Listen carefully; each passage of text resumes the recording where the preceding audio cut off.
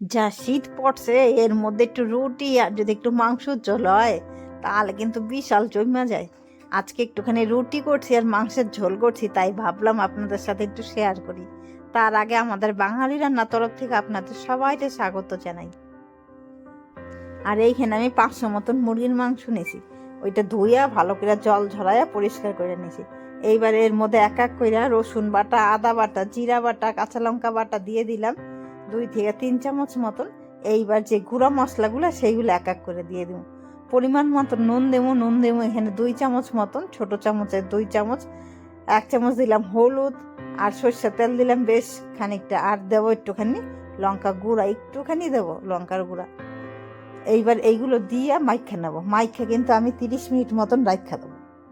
আর কষানো এইরকম আগে ভালো করে কষা রাখা দিলে কিন্তু মাংসর স্বাদটা খুব সুন্দর হয়, খাইতে ভালো লাগে, একটা টেস্ট আসে। এইবার এইগুলো মাইখা রাখা দিতেছি 30 মিনিটের মতন। এইদিকে 30 মিনিট আমার হয়ে গেছে গিয়া। এইবার নিয়ে নিছি একটা কড়াই, উনানো জ্বালাই দিয়েছি, সর্ষের তেল দিয়ে দিছি। এইবার আলু কাইটা নিয়েছিলাম একটু বড় বড় করে, নতুন আলু, সেইগুলো একটুখানি নুন আর হলুদ দিয়ে এবার আলুগুলো ভাইজা নেবো। রুটি খামু মাংস দিয়ে, একটু আলু না দিলে হয়? তাও আবার বাঙালি বললে কথা, অন্য জাতের হইলে তাও আলু দেয় না, কিন্তু আমার মধ্যে আলু না দিলে কি আর ভাল লাগে? যাই হোক, এইবার তেল আগেও দিয়েছিলাম সর্ষের তেল। এইবার তাও কড়াইয়ের মধ্যে যেইটুকু আছে ওই এর মধ্যে গোটা গরম মশলা, জিরা, তেজপাতা সব ফোড়নে দিয়ে দিলাম। এইবার দিয়ে দেবো মাংসটা। এইবার তার আগে যে পেঁয়াজ দিতে হবে সেটাই তো ভুলে গেছি গিয়া। পেঁয়াজ দিয়ে দিলাম 3 থেকে 4টা ছোট ছোট পেঁয়াজ, সেইগুলা কাইটে নিয়েছিলাম একটু বড় বড় কইরাই। এবার পেঁয়াজটা 2 থেকে 3 চামচ মানে 3 মিনিট একটুখানি কষাইয়া, একটুখানি কালারটা চেঞ্জ হইলেই এবার মাংসটা দিয়ে দেবো। এইবার গ্যাসের ফ্লেমটা মিডিয়াম কইরা সুন্দর করে কষাই নেব 20 থেকে 25 মিনিট মতন, একদম আস্তে আস্তে। আর আগে লঙ্কার গুঁড়োটা দিতে ভুলে গেছিলাম, এখন দিয়ে দিলাম।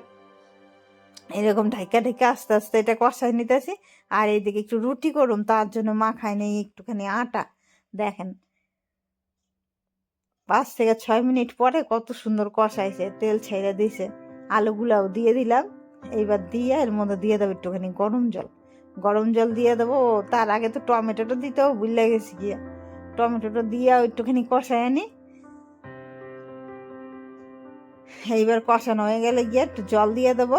জল দিয়ে দেবো ঢাইকা। মাংসটা এইদিকে হইতে থাক, আর এইদিকে দিয়ে দেবো আমি দিয়ে দেবো কইকেন একটু রুটি করে নেবো। তার আগে কটা কাঁচা লঙ্কাও দিয়েছিলাম, সেইটাও কইতেও ভুলে গেছি গিয়া। যাই হোক, এইবার এইদিকে কড়াইতে হইতে থাক মাংস, আর এইদিকে তো আটাটা আমি মাখাই নিয়েছিলাম। এইবার একটুখানি রুটি করে নিই। এইবার একটা তাওয়া নিয়েছি রুটি ভাজা, সেইটা দিয়ে একটুখানি রুটি করে নিতেছি। প্রথমে একটুখানি তাওয়ায় ছাইকা নিলাম, এরপরে গ্যাসের মধ্যে দিলেই ফুলকা ফুলকা রুটি। দেখেন কত সুন্দর ফোলে রুটিগুলা। আগে তো রুটি বানাইতে একটুও পারতাম না, আর এখন কত এক্সপার্ট হয়ে গেছি। দেখেন কত সুন্দর রুটি ফোলে উনানে দিলেই। এইভাবে আমি কতগুলো রুটি ভাজা নিয়ে নিজের প্রশংসা নিজেই করতেছি। এইবার এইদিকে মাংসটা হয়ে গেছে গিয়া, ঝোলও ফুটে গেছে গিয়া, শেষে দিয়ে দিলাম গরম মশলা গুঁড়া।